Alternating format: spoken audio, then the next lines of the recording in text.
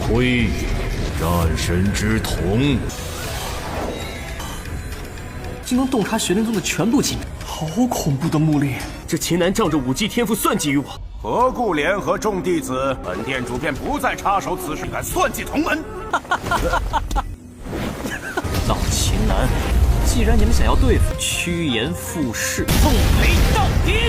Halo kalian semua, selamat datang di channel Donghua Master. Bagaimana kabar kalian semua? Mimin harap kalian semua baik-baik saja. Dan pada video kali ini kita akan melanjutkan alur cerita dari serial Donghua First Battle Spirit episode ke-19. Dan sebelum kita masuk ke cerita terbaru, mari kita sedikit mengingat cerita sebelumnya. Yang dimana pada cerita sebelumnya Chinan kemarin telah memasuki lantai tertinggi dari aula kungfu. Awalnya Chinan tidak diperbolehkan masuk ke dalam sana karena ia merupakan murid baru, tetapi karena Chinan yang telah memiliki token giok naga, Chinan pun diperbolehkan masuk ke dalam sana. Chinan juga bertemu dengan seorang senior baru sekaligus teman barunya Chinan yang bernama Senior Gongyan. Senior Gongyan juga membantu memilihkan teknik yang cocok kepada Chinan, yang dimana teknik itu merupakan seni pedang terbang. Chinan mempelajari teknik pedang terbang tersebut yang dengan mudahnya Chinan bisa mempelajari teknik itu hanya beberapa jam saja. Hal itu membuat Senior Gongyan kagum dengan kejeniusannya Chinan. Dan waktu mereka kemarin keluar dari aula kungfu, mereka dihentikan oleh Senior Molly dan juga si Xiao. Untungnya dibantu oleh Senior Gongyan, mereka pun takut. Dan juga kemarin Senior Xiao telah memberitahu kepada Chinan bahwasanya kompetisi Fetian akan segera dimulai dalam waktu 5 hari lagi. Dan itu merupakan inti cerita pada cerita sebelumnya. Kalau gitu pun sekarang langsung saja kita masuk ke bagian cerita terbaru. Cerita ini berlanjut dengan diperlihatkan Molly dan juga si Xiao yang sekarang mereka berdua sangat kesal karena mereka tidak bisa memberikan pelajaran kepada Chinan sebelumnya. Karena Chinan yang telah mendapatkan perlindungan dari Senior Gongyan. Tetapi Molly mengatakan kepada si Xiao bahwasanya mereka masih memiliki cara untuk menghabisi Chinan pada kompetisi Fetiana. Dan karena si Xiao merupakan salah satu murid jenius dari Akademi Xuanlu mereka, maka di sini mereka bisa memanfaatkan hal tersebut. 万象大比时，不起。 Dengan mengajak orang-orang bekerja sama dengan si Xiao menghabisi Chinan, kemungkinan besar para murid tersebut akan menerima perintahnya si Xiao. Jadi bisa dibilang Molly menyuruh kepada si Xiao untuk membuat aliansinya sendiri agar mereka bisa menghabisi Chinan. Tetapi si Xian yang mendengar itu merasa khawatir karena rencana ini yang sepertinya terlalu berlebihan dan juga mungkin mereka akan mendapatkan hukuman dari penetua. Tetapi Molly menenangkan kepada si Xiao bahwasanya ia akan bisa memberikan backingan kepada si Xiao. 你的背后还有我，你到时候联合一些新弟子中的佼佼。 Sedangkan di tempat Chinan sekarang, ia sekarang sedang melakukan pelatihannya, yaitu dengan mengonsumsi pil kekuatan yang sebelumnya ia dapatkan dari Senior Baihe, yaitu waktu ia bertaruhan dengan Senior Baihe. Chinan tidak sabaran untuk mengonsumsi pil ini menggunakan kekuatan jiwa dewa perangnya dan melihat seberapa besar peningkatan yang akan ia dapatkan dari pil peningkatan kekuatan ini. Chinan menggunakan kekuatan dari jiwa dewa perangnya untuk menyerap esensi dari pil tersebut. Tetapi setelah semua pil esensi mereka serap, entah mengapa Chinan tidak mendapatkan respon apapun, yang hal ini membuat Chinan khawatir apakah pil yang ia konsumsi masih kurang.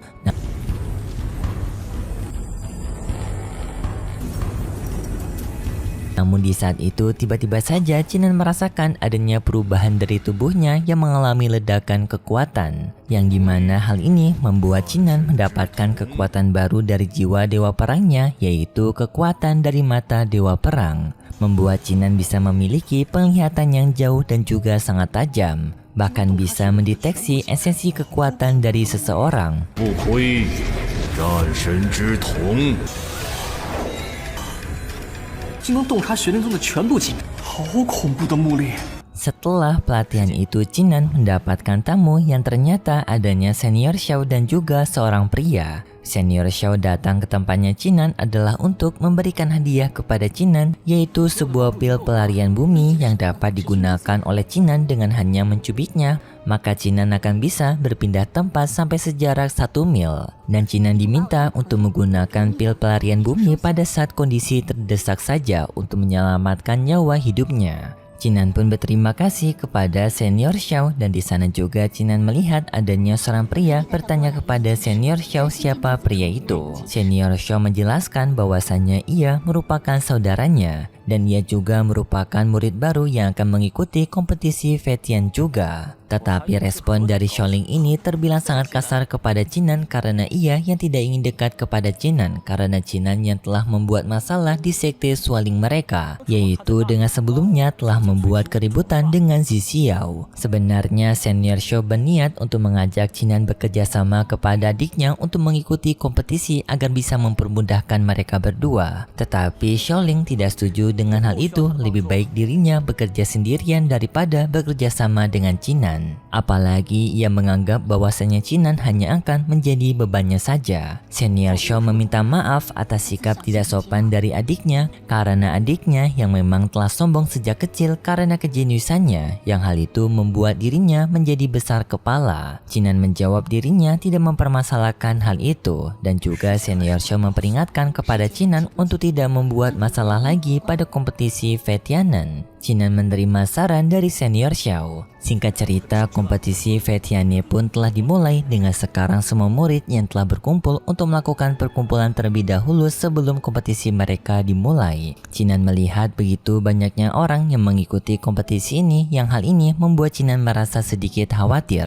Cinan mencoba untuk melihat kekuatan mereka semua menggunakan kekuatan dari mata dewa barunya yang ternyata kebanyakan dari mereka telah menerobos ke ranah dari body tempering tingkatan 7 sampai 8 yang totalnya kemungkinan adanya 80 murid yang telah sampai ke tahapan itu. Sedangkan untuk Zi Xiao, Cinan melihat bahwasanya Zi Xiao telah berada di ranah dari body tempering tingkatan ke-9.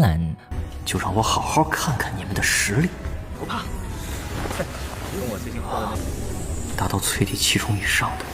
Hal ini pun membuat Cinan sadar bahwasanya pertarungan yang akan terjadi di antara dirinya dan juga Zi Xiao akan semakin memanas. Kemudian pun para tetua yang akan menjadi panitia pada kompetisi Feitiane ini datang ke tempat mereka mengatakan bahwasanya kompetisi Feitiane akan diadakan di Pulau Feitiane. Mereka akan dikirim ke Pulau Feitiane selama sebulan dan jika waktu telah lewat sebulan maka mereka akan dikembalikan ke sekte Sualing. Dan pada perlombaan ini objektif utama mereka adalah dengan mengumpulkan token giok. Bagi peserta yang telah mendapatkan token giok yang lebih banyak maka ia akan menjadi pemenang pada kompetisi ini. Yang juara satunya akan mendapatkan cairan ramuan emas. Dengan memiliki tingkatan-tingkatan keempat, juara kedua akan mendapatkan ramuan emas tingkatan ketiga dan juara ketiga akan mendapatkan pil Suantian sebanyak 10.000. Dan bagi siapapun yang bisa mencapai tingkatan 3 besar maka mereka akan diperbolehkan untuk memasuki wilayah pavilion Yimbao. Tetapi di saat itu tiba-tiba saja Zi Xiao memberikan pengumuman kepada mereka semua bagi siapapun yang bisa mengakhiri nyawanya Cinan maka ia akan mendapatkan hadiah dari kompetisi ini yang akan ia menangkan. Mendengar hal tersebut pun membuat semua orang jadi bersemangat untuk bisa mendapatkan hadiah itu dan mereka akan mengincar Cinan. Dan juga mereka meremehkan Cinan karena Cinan sekarang yang masih berada di ranah Daddy Body Tempering tingkatan ke-5. Tetapi sang penetua pengawas yang melihat ini pun merasa terheran-heran kenapa Zi Xiao sekarang mencoba untuk memprovokasikan setiap murid untuk mengincar satu murid seorang yaitu Cinan. 这秦南仗着武技天赋算计于我， 何故联合众弟子？ Zi Xiao pun bercerita kepada penetua pengawas tersebut tetapi dengan cerita yang menipu yang dimana ia mengatakan bahwasannya ia telah melakukan pertandingan dengan Cinan. Tetapi dalam pertandingan itu Cinan melakukan tindakan kecurangan yang membuat dirinya kalah dalam pertarungan itu dan dirinya tidak bisa lagi memasuki aula kungfu. Mendengar hal tersebut pun membuat para tetua kesal kepada Cinan karena Cinan yang telah beraninya menjebak seorang murid seperti Zi Xiao. 本店主便不再插手此事，敢算计同门。 Dan bahkan sampai tidak memperbolehkan Zi Xiao untuk memasuki kembali aula kungfu. Para murid lainnya yang mendengar perkataan Zi Xiao juga kesal kepada Cinan karena Cinan yang telah menjebak murid jenius mereka. Tetapi tak disangka Cinan yang telah difitnah oleh Zi Xiao malah tertawa mendengar fitnahan tersebut.